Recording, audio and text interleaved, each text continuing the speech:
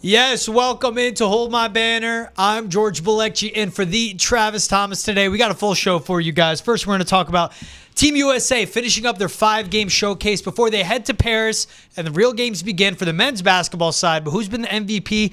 We'll stop over into the Summer League as well. Miami Heat won it, no surprise. A team with an actual foundation and culture and structure of basketball won the whole thing. But who are the standouts? Again, who's an MVP in that league? Or who do we walk away with impressed? Plus, we'll take a look at the WNBA expanding their season. That's big news for them. That means more games, more revenue, more TV money coming in. And we'll end it with a little look at the new home in LA for the Los Angeles Clippers. Look, you can have your opinions about the Clippers, but the Intuit Dome is legit. But first things I want to start with is just talking about Team USA finishing up their showcase. And we saw them take on the likes like Canada, get challenged by South Sudan, be much closer in a game they could have lost, blow out Serbia, Nikola Jokic, and then again, be challenged and have a tight finish against a German team. So we've seen every variance of it. What stood out to me with Team USA in all of this, and it's somewhat what I expect from a very veteran-heavy led team with some last-minute adjustments to the roster, and a LeBron James at 39, 40 years old leading the way on the floor. We've just seen a lack of concentration, but it's not the real thing yet. These games have been closer than they should be, for sure. But what they get out of this are those punches to the mouth. Is LeBron taking on that leadership role, as Steve Kerr said himself, on the practice court, in the game, calling out plays, leading huddles, and then also translating to the end of the game? You could say your argument about who the best player on Team USA is, and it could be a young, up-and-coming, to me already a superstar, Anthony Edwards. It could be an Anthony Davis coming off the bench who has been fantastic for them, and the way that he's embraced his role. He's not doing the Joel Embiid thing of, I'm coming over, I'm getting my gold, I need to start because I am the best defensive big in the game. No, he goes, whenever you need me to do, I'll be a walking, talking double-double, and that's what AD's done. But who's closing out the game for you? Who's getting that final shot? That's been LeBron James for Team USA, taking over games every which way he has had to. It's vintage LeBron. It's a LeBron we grew up watching. It's a LeBron I love to see. His three-point shot isn't falling. He's not settling. He's going into the mouth and the teeth of the defense that's opposite of him. And these are grown-ass men playing from across the country. Yeah, the talent level isn't the same as it would be if you're playing in the NBA, but the physicality is different. The type of game is different. So they have left me wanting more, to see more. I hate the lack of concentration. I hate the lackadaisicalness. I hate how they had to be woken up at halftime against South Sudan and put up another flat performance against Germany as well. But as they're figuring out these roles, the players have taken over. And Team USA, after 5 games coming and going, winning all 5, I'm still not worried about them. Nothing's going to be closer than 12, 15 points at any point in these Olympic exhibitions as long as they're healthy. And keep in mind, Kevin Durant has practiced twice since they left Vegas. Hasn't played in a single game yet. They're not at full force, but LeBron James is at full capacity. All right, let's bring in my boy, the walking, talking triple-double, not double-double. Ante Campbell by way of Fresno, by way of UTEP, but really by way of LA. I know what it is for you, my man. How are we doing today on Banner, bro? I'm doing good. And you talked about LeBron, but I also want to talk about the fact that he's obviously getting the opportunity to raise the flag. We haven't had the opportunity to talk about that. He's going to carry the flag for the entire nation of the United States of America and be the first men's basketball player in Olympic history to carry that honor for Team USA. So I'm excited that he's going to get that opportunity. He has 2 great GOATs in front of him to kind of follow up with Dawn Staley and Sue Bird, who have also been women's basketball players who have had that honor. So it's going to be exciting to see him out there. Maybe he does one of these, you know how he loves to do his little shoulder shrug. So, it's going to be exciting to see him. Traps, and yeah, so, with that, you kind of talked about LeBron a little bit. I wanted to know, who do you think is the MVP of this USA team so far through the 5 showcase games? To me, it's him. He's closed out the games. He's made the spectacular plays they needed. He's taken over as a leader. And I know you've been critical of Steve Kerr, the coach for this Team USA. Let's see if he can actually coach. Can he adjust himself and not make these superstars play in his system? Yep. But LeBron's overcome it. And credit to him, where you're on the floor with the best talent in the world, with guys from the range of LeBron James and Steph Curry and Anthony Edwards to Jason Tatum. Yep. Tyrese Halliburton playing well because he doesn't have to be the guy. And then you still have the vets and the smart dudes like Drew Holiday and Derek White. I'm just naming a few, right? Out of that whole roster. Bam Adebayo. I could go all day. But when those guys are having an off night, he's the one that can flip the switch and have the night and just be him. And he's done that. And since he's taken over, if they lost a game or two, man, there'd be a lot of worry around this team. And it would be worrying for me. South Sudan, we spoke about it. Yep. They should have won that game. They missed like 3 bunnies in the last 25 seconds. But game-winning basket, LeBron. Finished with 25 points. Was pivotal in their 23-5 run to close out that game and escape with the win against a very athletic, very hungry, and very talented South Sudan team who just embraced being the underdog and rose to the occasion. I think AD's been great, but I give the MVP to LeBron because if we're going to talk about a team that's gone through a 5-game showcase, blew out Serbia, the feel-out game against Canada was here or there, but won those games and went 5-0, it's because of LeBron. So I know it's like the lazy take, but it's the take I have, and it's LeBron is the MVP. Who about for you? I mean, that's a fair take. LeBron has been the MVP. I don't think there's any spice in that take. I don't think there's any other take to be had, honestly. He is the guy who started the game. He started out with a reverse dunk against Germany to start the game, and he finished the game. Bookend. Just because he's LeBron James, that's what he does. You know what I mean? He hit the 3 when Germany was coming back. I think Schroeder threw up a lob to Tice. They finished it off. They were down 1. What does LeBron do? Answer with a 3 to put them back up 4. And then he goes and gets a layup to put them back up 6. That's what LeBron James has been for Team USA. So it makes sense that he's the MVP. I am not saying that he isn't. But I do want to highlight another player, and a player that he's played a lot of basketball games with, honestly, and Anthony Davis. And maybe it's because LeBron is doing so well, his leadership is carrying over, and Anthony Davis is just used to seeing this. He's like, hey, you handle offense, I'll handle defense. That's kind of how the Lakers have been made up over the past couple of years. Yeah. That's kind of what we're seeing with Team USA when Anthony Davis stands in. He's anchoring their defense by leading them in rebounds, blocks, and steals.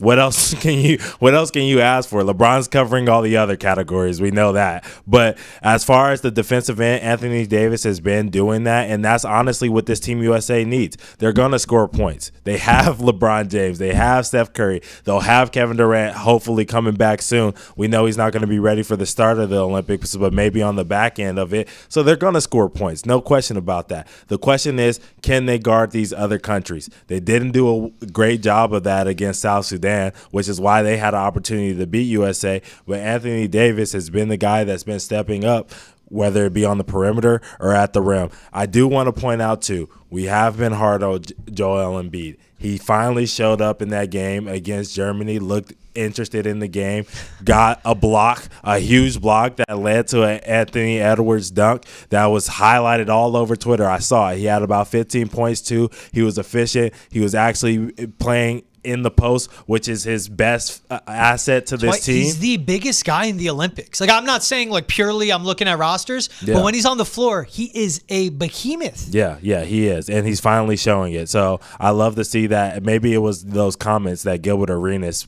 said about the African nation, but or the continent of Africa that got him kind of woken up. Wait, what did he say? Oh, Gilbert was just going off about how he was just doing all the African slurs and whatever, and how they don't have shoes and how they have to play on peach baskets and all this other stuff. Just a lot of stuff that just wasn't right. You know what I mean?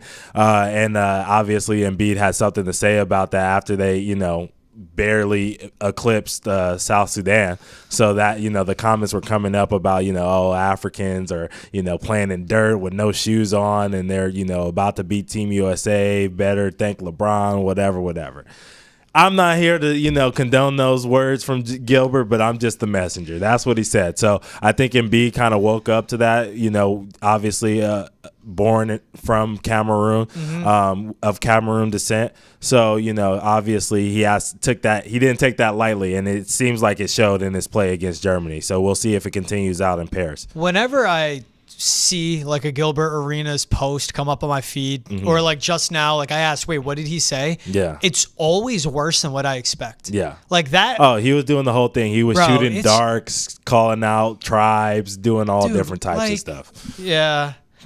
Gilbert, bro, man. I don't he's just a moron, that guy. Like, people shouldn't have mics, and like, He has one, and he got to that point. Like, good for him. Like, the game is the game. Yeah. You make yourself significant individual enough to have your own pod, I guess, Yeah. and like for someone to give you a platform. But there are people that shouldn't have platforms, and like an idiot like him should not have one at all, because that's just bad, bro. Yeah, it is. Enough talk about redacted in this point. His name shall not be spoken. We'll refer to him as Voldemort from now on this podcast. Right. The one thing I want to ask you, and Yeah. I did tongue in cheek last time, but you and I were very, he's polarizing. We're very opinionated on LeBron. We love the Yep. basketball player. Yep. And we love when he turns it on. Yep. But that's what I've loved from him. And I love seeing this from AD too, of a way. You said it's all defense. Like, they're both embracing the roles and they're taking on what they need to do for this team to be successful. They're not, LeBron's not going, I got all these other stars. I got a young guy like Tatum, like, let them take the reins. He's like, nah, this is my team. And AD on the other end's like,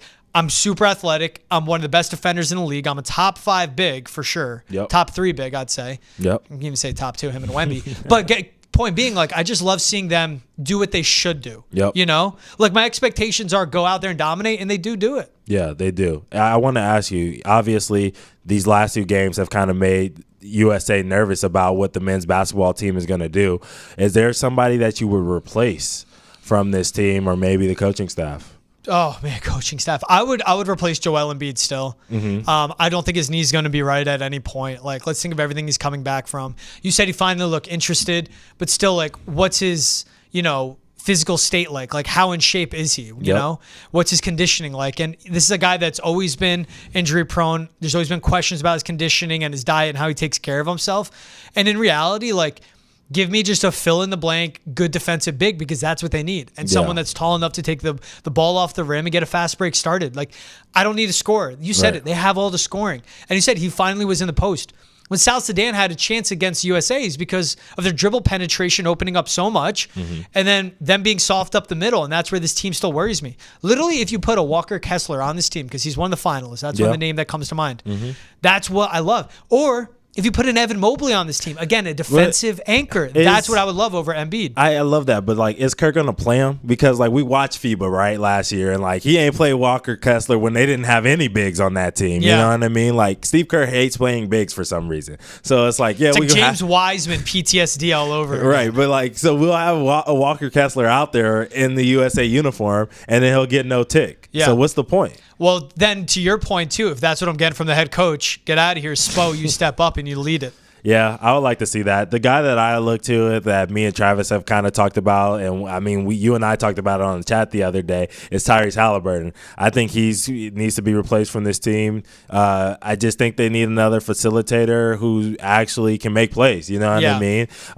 It looks like this team really just looks to Anthony Edwards and LeBron James to get downhill and kind of create for everybody else. You know what I mean?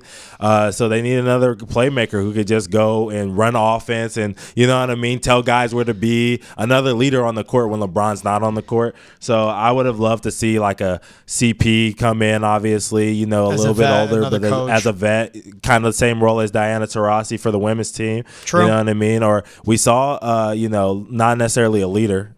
I can say that, but definitely a facilitator, and he's a willing passer. Don't and he's say it. Yeah, it's got to be Kyrie Irving, bro. Oh, I thought you were going to say Jimmy Harden. No, I'd love with Kyrie, but the Nike stuff, it's not going to happen. Yeah, it's not. But I would have loved to see CP for sure. That would have been my first choice. Because the point guards, I don't have issue with this team, but it was because of a guy like Tyrese Halliburton, where you have Devin Booker, who played a lot of point guard. Obviously, you have Drew Holiday. You have Steph Curry. You have LeBron, who can facilitate. You have Bam Adebayo, who can run everything from the nail. But yeah, a guy like Halliburton, who doesn't have to think as much, has all these playmakers. He should flourish. And it's just interesting the progress we're seeing from the Sacramento Tyrese Halliburton to the Pacers Tyrese Halliburton to him now on the international stage. You still look at him and go, the talent is there, the passing and shooting ability is there, but is the mental aspect there? And I don't know. I like that replacement of Tyrese Halliburton. Yeah. Shoot, give me a Jalen Brunson on this team instead of a Halliburton. That's a guy that could come in and run point. I know it's a small guard and you lack on defense, but that's where we see.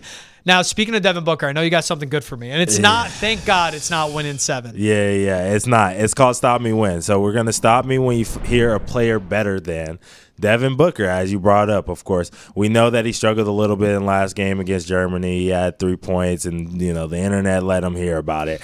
But I still think he's obviously a great player, and I kind of want to see where your mind is about how you think about his validity as an NBA player. So cool. I got a list of 10 guys here. You can stop me at any point and say, hey, this guy is definitely better than Devin Booker. All right? Let's do it. First guy, J.J. Redick. Mr. Redick. Devin Booker's better. Keep going.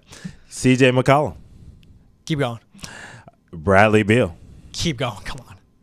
No Bradley Beal love? No. Okay. Even at the height of his powers? We're talking peak. Still give me D-Book over Bradley Beal. Joe Johnson.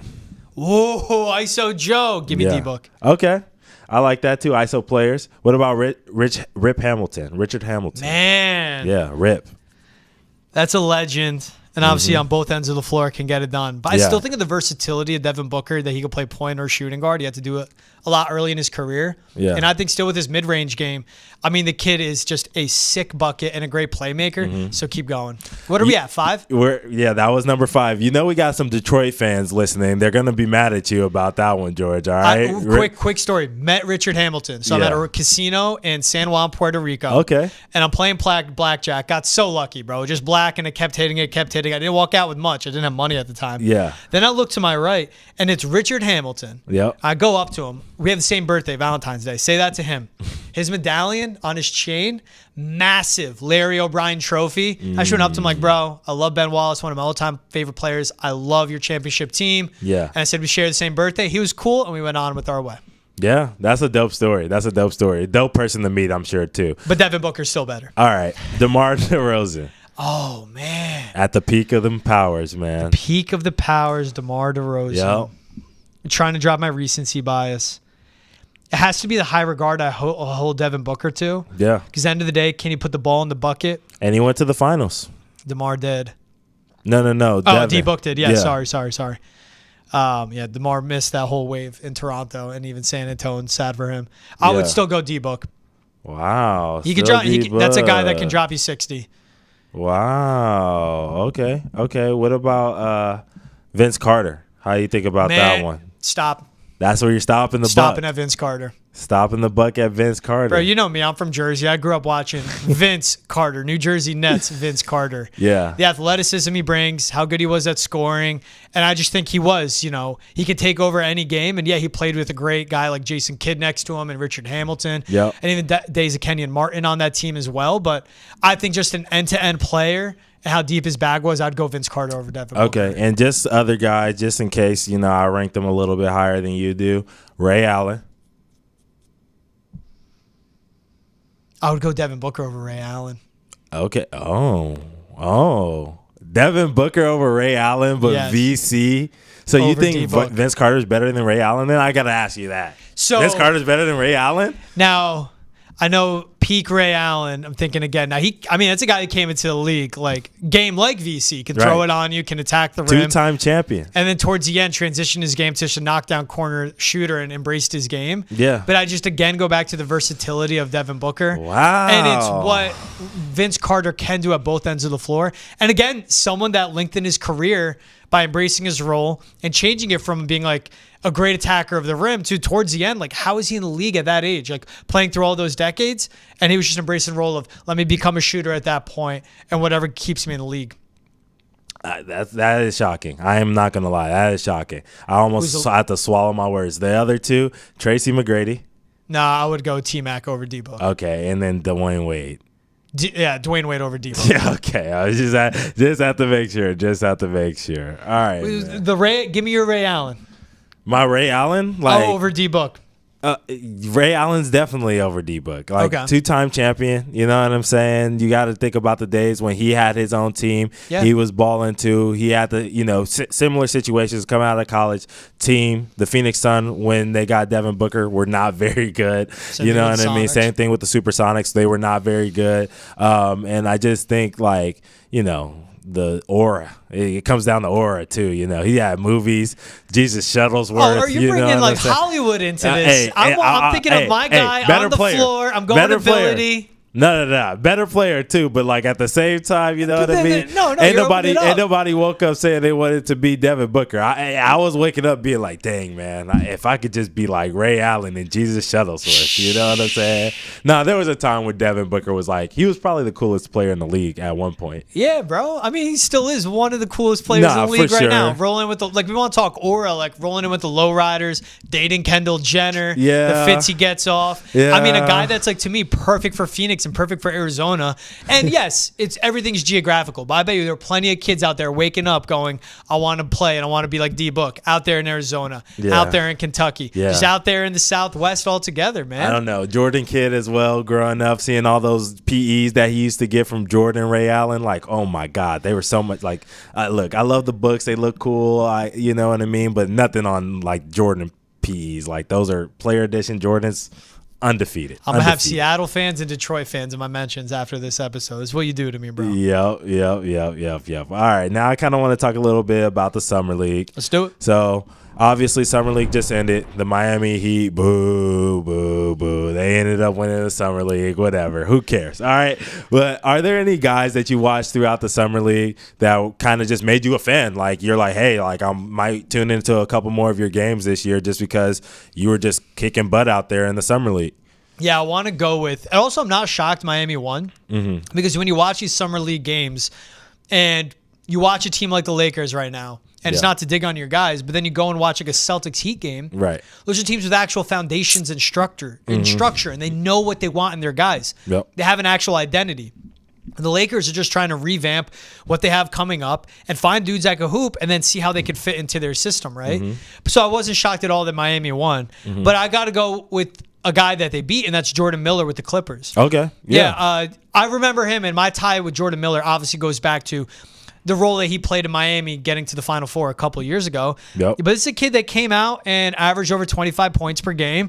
He has the experience with him from playing at high level in college ball. But just to see that, how he was able to score and what he was able to get done on the floor, he left a good impression with me. And now that's with this Clippers team, with the overhaul they had, losing Russell Westbrook, losing Paul George, I don't know what Jordan Miller's ceiling is or what his ETA is to be a role guy for LA. Yeah. But he's going to give me a reason to tune in or at least check the box scores and check his game log to see if he's at LA or if he's down still in their G League. Right, and we'll talk about his new stadium that he's going to play in as well. That I like that one. I also want to shout out, I think it's probably a little boring because people are obviously on notice. It's a little weird, though, because this dude won Summer League MVP, but he was second team all Summer League. So I don't know how that works. But Jalen Wilson, you know, from Kansas, that dude is playing with the Nets now. And he was just like, dude, he was so good. Like, I was honestly shocked because I wasn't that high on him as a prospect, honestly. Like, I would tell my boys back home, like, yeah, Jalen Wilson, he's cool, whatever. And they're like,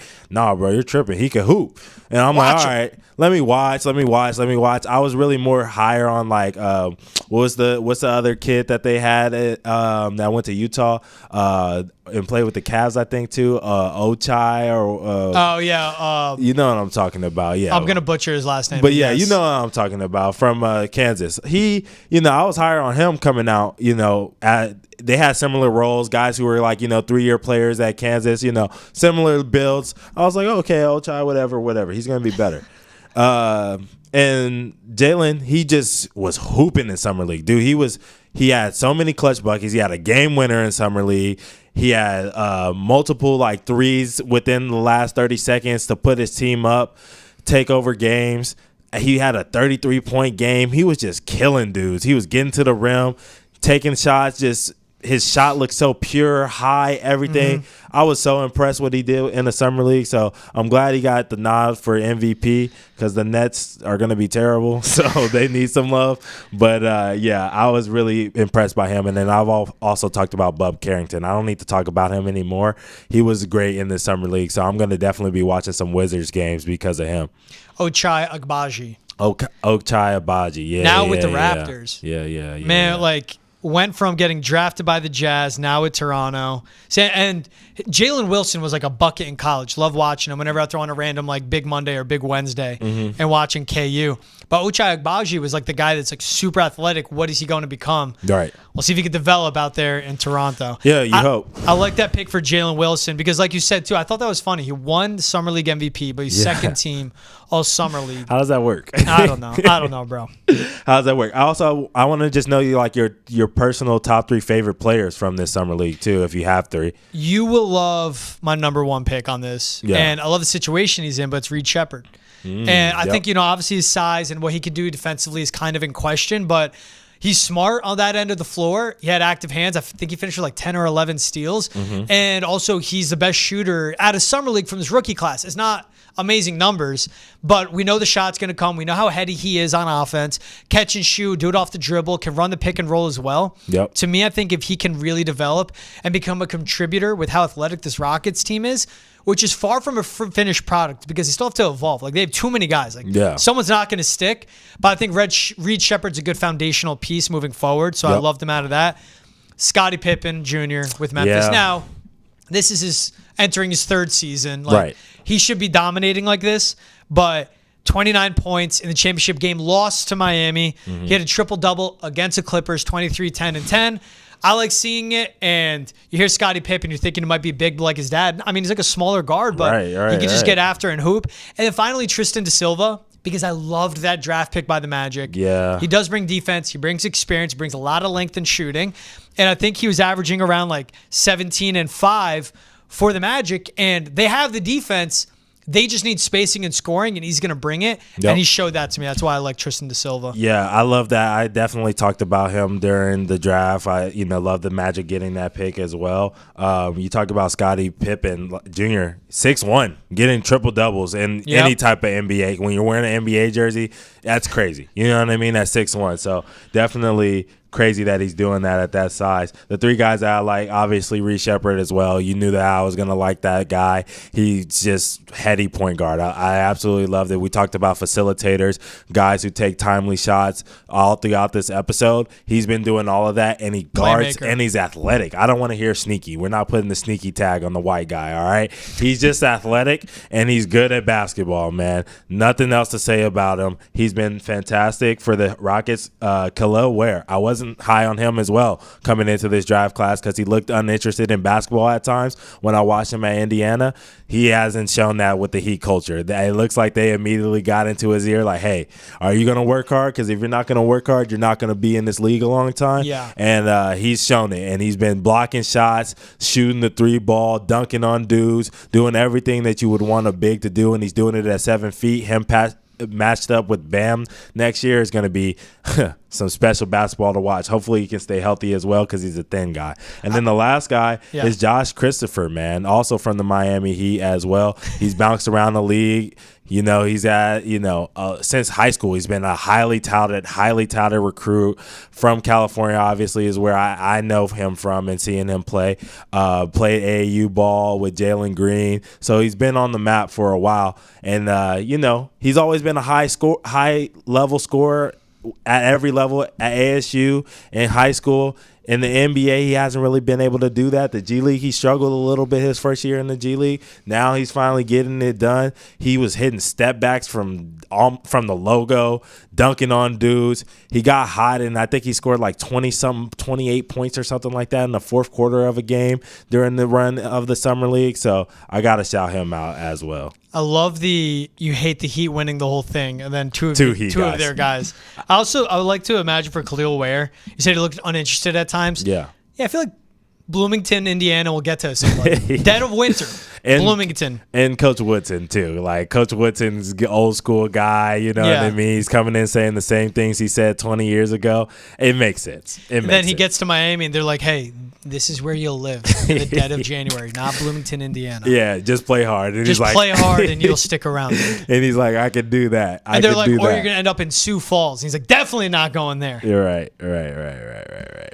man. I also want to talk some WNBA action a little bit. They're possibly adding more games, which you talked about. In 2025, we know that the league is expanding as a whole, adding a team in Toronto, adding a team in Golden State. It makes a little sense for me to go from 40 to 44. They're at 40 right now. Obviously, the numbers for the All-Star game were crazy. They're breaking viewership records and everything that they're really doing. The numbers, I don't know if you heard, but the highest ever women WNBA All-Star game was 1.4 billion viewers or million viewers, something like that. I was about to say billion, bro. Billion That's is Super crazy. Bowl. Excuse me. Million viewers, and they had 3.4, which is crazy. So almost triple the views. So yeah, obviously an exciting time for the WNBA. What do you think this means for their league? I mean, it's just going to continue growing. The branding is out there, the marketing, the players becoming household names, and it's all across. They got a new media deal too, which is going to come down and increase the value of this team. I think the timing couldn't be better, where they get iconic players coming in from college, like a Caitlin Clark, like an Angel Reese, right? Like a Leah Boston, a Leah Edwards, like a Brianna Stewart, who did it at UConn's been in the league for a while. Sabrina Ionescu. So we can name all this, right? Rickea Jackson even coming in and playing in LA. And the timing of it with the expansion, and finally the eyeballs are coming. And let's say, like, the basketball has been better than it's ever been before. It's talented, athletic, it's high-level playing ability on both ends of the floor. So for them to expand to go from 40 to 44, no surprise to me at all.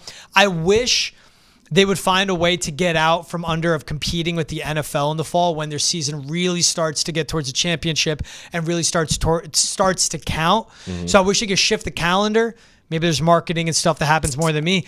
I think it would be great if they actually ended around July.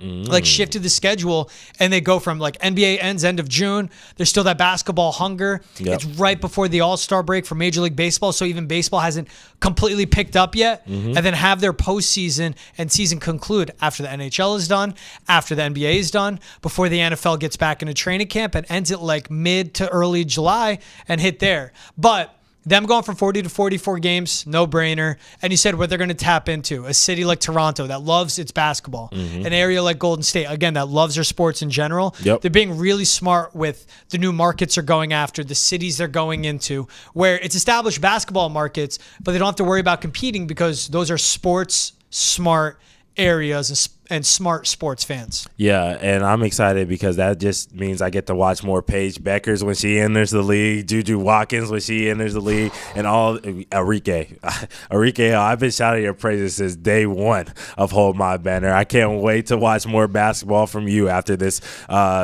USA break, so this Olympic break. So I'm excited to watch more WNBA action as a whole. I just think this means that this league is growing, and the fact that they're considering it when there were a league years ago that had to take teams out of the league, you know what I mean? They're expanding by getting more teams.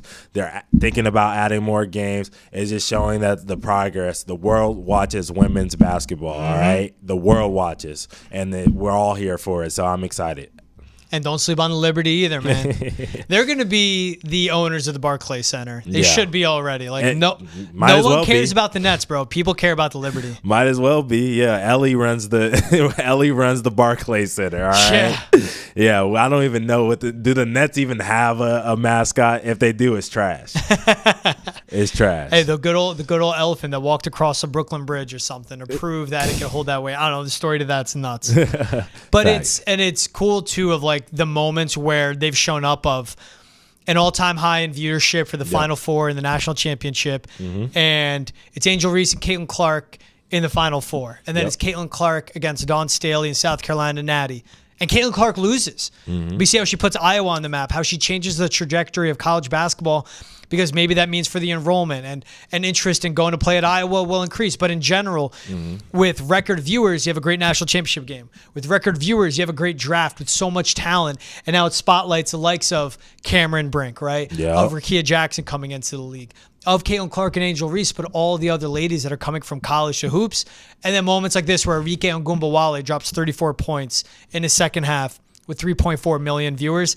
That is great. Those are great numbers for any All-Star game, Pro Bowl, anything like that. To hit it on that, have it on a Friday, Saturday night, and make it count. I mean, they're doing exceptional at it. Facts. All right, now we finally, the time we've all been waiting for. Let's take a look at this Clippers arena, man. What do you think of this, George? Dude, I remember like thinking like, oh, new arena, what are we going to have? The Intuit Dome's insane. Yeah. It is like they combined the Sphere with SoFi Stadium with a college arena, and I say that in the best way possible because the seats go up like a wall. Yeah. And you could feel the crowd on top of you, but the halo they have over the middle and the little details, like you told me, there's chargers in every seat. Yep. Dope. I don't got to leave my seat to go charge my phone. I can sit there. You know, they're going to have like the bells and whistles of like you can order concessions right to your seats and everything. I'm interested to see what the turnout is because end of the day, this is the Clippers home arena. But I'm thinking like for concerts, for basketball games in general, like Steve Ballmer built a behemoth. Everything I'm seeing come out of this building is unreal. The Intuit Dome is nuts. And you know what it's becoming? It's becoming part of that's a destination in Los Angeles. Like you're visiting LA, I would go to the Staples Center to catch a Lakers game. But to catch a Lakers game. What's happening at Intuit Dome this weekend? I got to go check that out. That's the difference. Yeah, that is so true. I think the same thing. Like I'm looking at it and there's those videos on the internet of like a storm because obviously for those who don't know, the Clippers are a boat. A Clipper is a boat. So obviously they're leaning into the ocean theme finally, which I don't know why they just now decided to do that, but whatever. But yeah, they had that video and like the whole arena is blue and then they have the lights on the back of the chair so you don't have to wear the wristbands like the Cavaliers, I think, did in the playoffs and stuff like that. You don't have to wear the wristband, so the chair just lights up. So everything was blue and it's like moody. It was almost like watching a video in the Sphere. You know what I mean? Like watching a concert in the Sphere. So in an even bigger venue, it's going to be dope. I'm not too excited to watch Clippers basketball over the next couple of years, but I definitely already told you off air that I'm going to be making a trip back to LA. Yeah, my family's there. I'll see y'all. I love y'all. Whatever. I'm there to go to Intuit Dome and see what it's like, man, because it looks like it's going to be a party in there. That's what had me thinking, too, of I have Sphere on my bucket list. You know me, huge Dead & Co. fan. I need to go see him in the Sphere. Shoot, man, whoever's playing it Intuit Dome. What is it? I read Bruno Mars is going to open it up in August. Yeah. I mean, is that like, is that getting Kendrick in it? No. But even if you're not a fan of Bruno, your girl's a fan of Bruno. For sure. If you're not a fan of Bruno, your kids are a fan of Bruno. Yeah. That building's going to be popping. I can't wait to see the concert videos come out of it. And yeah, what is it going to do? Late night NBA in October or November? Instead of going to sleep, instead of watching House of Dragons, I'm going to throw on a Clippers game that's on ESPN or NBA TV or whatever it could be, TNT, because I got to see this arena. That's what it's going to do, man. Yeah, it's definitely going to put butts in seats, and that's what Steve Ballmer has to do since he privately funded it. What a time to lose Paul George and Russell Westbrook and just be left with Jimmy Harden and Kawhi on one Why leg. do you keep calling him Jimmy? Because I'm done calling him James. He doesn't deserve James. He's Jimmy Harden. When you say Jimmy, it just makes me think of Sprinkles. Like, you know how old people call Sprinkles Jimmys? Yes. Good. That's all he is. He's just a topping to make something look nice. But does he actually add anything? Think about it. You have Jimmy's on you have sprinkles on your ice cream. Does that add flavor? No. It's just for looks. That's what he is for the Clippers, bro. It's all he is. Game 7 in Boston. Philly can steal that series from them. Man. Within 2 minutes, he did not want the ball in his hand. I am done with Jimmy Harden. It's the same thing now with the Clippers, bro. You're going to have little baby at the door like the boogeyman for us. George, you got to calm down. You got to calm down. I'm not afraid of Jimmy Harden at all. Oh, man. All right, wrap this show up, man. Tay, always great being on Banner with you. I want to end it with this. Now, we have seen all throughout Summer League basically be the coverage of Bronny James Jr. We've heard his name more than Alex Sarr, than Risa Sher, who is a number 1 and number 2 overall picks. And then you see people coming out and saying that he's like unfairly being treated by the media. I wouldn't say that because I don't know if we're getting 100% honest opinions. The most honest opinion we got of Bronny James was Jaylen Brown getting caught not covering his mouth when he talks. And then I'll be scrolling through my timeline and I'll see a post, Bronny Jr. tonight, 12 points. Average through the Summer League, 4.3 points per game. To me, that's the stuff that's unfair of him being shoved down our throats, and that's where the scrutiny is going to come from. Let the kid hoop. Let the kid play basketball. Let him develop. But when he's just hitting a wide open three that he's been schemed open that he should hit, and hey, he makes a good defensive play that I'll give him credit for to show off his athletic ability, don't put it with the caption of Bronny James is hooping. Bronny's making plays, but it's not as spectacular of what other guys do that you would highlight it. And with better plays being made out there, it's not being posted. So with everyone going to the defense of him and understanding, like, this is a kid that is under a bigger microscope than any other 55th overall pick, let alone any other prospect we've seen in quite some time, to say the coverage of him has been unfair, I disagree with. I think it's unfair because it's not honest, but I do think it's unfair because it's being more than what he should be getting. Let the kid play. And honestly, on the sides of the media entities out there that want to go out and post him ad nauseum, you're doing him a disservice because that's what creates hate. You're going to keep seeing someone on your timeline. Eventually you go, get them off my screen. If I'm on everyone's screen, they're going to say, get George Bilecki off my screen. And I get that.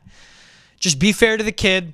Let him play basketball. Let him go develop, and I hope one day he becomes a role player and a contributor in the NBA. This is it for Hold My Banner. I'm George Bilecki in for Travis Thomas. He was my guy, Ante Campbell. Thank you so much for tuning in, making us a part of your day. Wherever you get your podcast, Spotify, Apple, Amazon Prime, like, subscribe, rate, and review. If you're watching on Nesson's YouTube page or Twitch, hit the subscribe button as well. We'd appreciate it. We'll see you guys next time. Later.